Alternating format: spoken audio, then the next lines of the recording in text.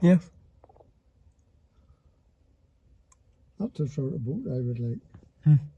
Just stick around the Carnlough and stay on shore, you know. And then maybe sometime we could go to Maidens. Yes. As I would say, you would need somebody with you